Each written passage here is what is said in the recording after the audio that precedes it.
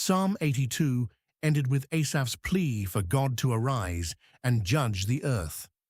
Psalm 83 opens with that same urgency, but now Asaph names a specific crisis.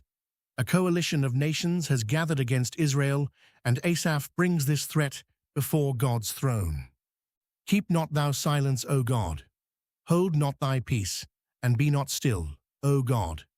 Psalm 83, verse 1. Asaph stacks three petitions together, each asking God to break his silence. This is not casual repetition. Asaph feels the weight of God's apparent inactivity while enemies mass against his people. The psalmist does not accuse God of sleeping or forgetting. He cannot bear the quiet any longer and asks God to speak and move. For lo, thine enemies make a tumult, and they that hate thee have lifted up the head. Psalm 83, verse 2. Asaph identifies the coalition's true target.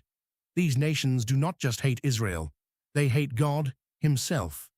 Their tumult and commotion rises in direct defiance against the Lord's authority, lifting the head pictures pride and confidence, the posture of those who believe they will succeed without consequence.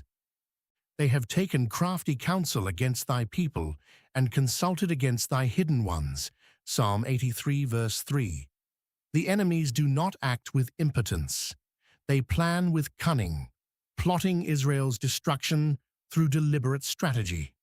Asaph calls Israel thy hidden ones, a phrase describing those God treasures and protects, tucked away under his covenant care. The contrast sharpens the danger. A crafty man's scheme against a people who belong to God's own possession. They have said, "Come, and let us cut them off from being a nation, that the name of Israel may be no more in remembrance." Psalm 83, verse 4. Here Asaph quotes the enemy's own words, revealing their goal in plain terms. This is not a border dispute or a fight over resources. The nations intend total annihilation, wiping Israel from history so that even the memory of the name disappears. Such an ambition, if realized, would nullify God's covenant promises to Abraham, Isaac, and Jacob. The enemy attacks Israel, but their true aim strikes at God's faithfulness. For they have consulted together with one consent. They are confederate against thee. Psalm 83, verse 5. Asaph names the coalition's unity as a threat in itself. Nations that otherwise share no common cause unite under one purpose. Their confederacy stands against thee, confirming again that Israel's enemies are God's enemies. Human alliances formed for evil often achieve what individual malice cannot. The tabernacles of Edom and the Ishmaelites, of Moab and the Hagarenes, Gebal and Ammon and Amalek, the Philistines with the inhabitants of Tyre. Psalm 83, verses 6 to 7.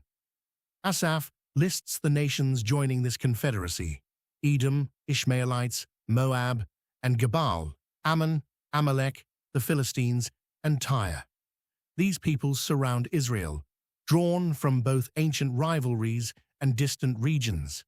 The list shows the scale of the threat, a wide net of hostility closing in from multiple directions at once.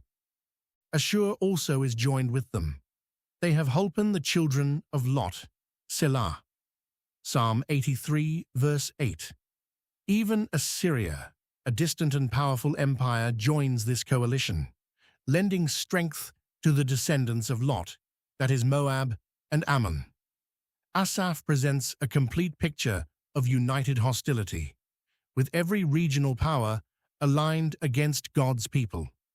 Having laid out the full scope of the threat, Asaph has established the case for why he now turns to God for deliverance.